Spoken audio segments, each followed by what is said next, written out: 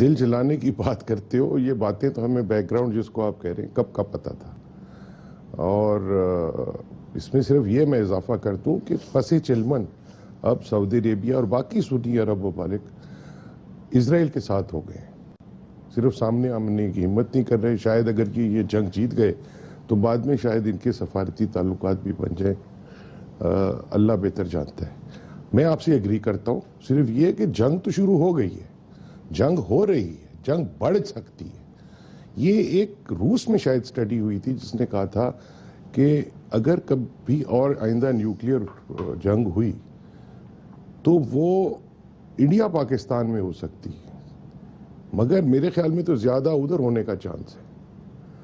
تو یہ بہت زیادہ بڑھ گئی ہے جنگ اور بڑھ رہی ہے. اور پس پردہ بہت چیزیں ہیں جو ہمیں صاف دکھتا ہے نا، وہ جیسے برف کا تودہ جس کو آئس برگ کہتے ہیں، اس کا ٹپ دکھتا ہے، نیچے کیا ہے کسی کو پتہ نہیں کہ اصلی آئس برگ کیا ہے. اب لوگ کہتے ہیں کہ جی داعش کو یا ان ہوتیوں کو یا اوروں کو وسائل اور پیسے سعودی عربیہ اور باقی ممالک دیتے ہیں عرب کے، وہ وسیلہ ہیں. ساری سپورٹ تو امریکہ سے آ رہی ہے اور وہ اپنے مقصد کے لیے کر رہے ہیں. جیسے داعش جو ہے ہمایوں صاحب معذرت کے ساتھ اگر میں قطع کلامی کر رہا ہوں، اگر میں آپ کے گھر میں آتا ہوں تو آپ کی اجازت سے اندر داخل ہو رہا ہوں نا، اگر آپ دروازہ کھولیں گے تو میں اندر آؤں گا. آپ امریکہ کو کیا برا کریں؟ آ رہا ہوں، ہماری جو غلطیاں ہیں نا اس پہ میں آ رہا ہوں. پہلی بات یہ یاد رکھیں کہ مسلمان گھرانے میں پیدا ہونے سے آپ مسلمان نہیں ہو جاتے. اللہ کے مقاصد اور اس کا پیغام جو قرآن مجید میں ہے اس کو سمجھ کے ہوتے ہیں. دوسری بات، اور ہمیں اس میں بہت خیال کرنا چاہیے کیونکہ آج میٹنگ ہوئی ہے ہماری بھی قیادت کی اور عسکری قیادت کی. ہم نے ہمیشہ اپنی پوری تاریخ میں دوسرے کا ساتھ دیا اور اپنا فائدہ اس میں نہیں دیکھا. ہم نے نقصان ہی کرایا اور دوسرے نے صرف اپنا فائدہ دیکھا اور ہمارے نقصان کی پرواہ نہیں کی. یہ ہماری تاریخ ہے. اب ہمیں کوئی فیصلہ کرنے سے پہلے ذرا یہ دیکھنا چاہیے کہ پاکستان کے فائدے میں ہے کہ نہیں. اگر نہیں ہے تو مت جائیں اس طرف. آپ ان کو صرف ڈپلومیٹک سپورٹ دیں اگر آپ چاہتے ہیں، یا اگر آپ پہ اثر بہت زیادہ ہے اس لیے آپ بھی تیل کے محتاج ہیں. ہمیں یہ بڑا سوچ سمجھ کے اب کرنا ہے. یہ نہیں کہ جی وہاں سے ایک ریکویسٹ آ گئی سعودی عربیہ سے کہ آپ بھی ہماری مدد کریں اور ہم اپنے فوجیوں کو کرائے کے فوجی بنا کے رکھ دیں. ہماری کوئی کم جنگیں چل رہی ہیں کہ اب ہم جا کے ان کی بھی جنگ میں ملوث ہو جائیں اور ہمیں کتنا اس سے نقصان ہوگا. تو وہاں تو یہ جنگ چل رہی ہے. داعش نے اب وہ حالات پیدا کر دیے ہیں کہ تھوڑی دیر میں ہی امریکہ کے لیے اور نیٹو کے لیے جواز بن جائے گا کہ اپنی فوجیں بھیج دیں اور وہاں بھیجیں گے داعش کے لڑنے کے لیے. ظاہری طور پہ اصل میں انہوں نے عراق اور شام کی سرحدیں بدلنی ہیں، یہ انہوں نے کرنا ہے.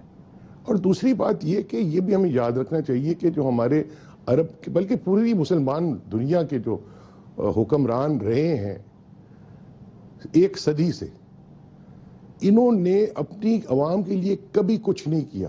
جتنی غربت اور جتنی بھوک پہلے تھی وہ اب بھی ہے اور انہوں نے اسی سے یہ سامان پیدا کیا ہے اور یہ جذبہ پیدا کیا ہے کہ ہمارے خلاف بغاوت ہو. اور جس کے پاس پھر قوت ہوتی ہے وہ یہ بغاوت کرتا ہے. یہ سارا معاشرہ کا جو ہے نا پوری عمارت یہ گر رہی ہے مسلمان ممالک کی.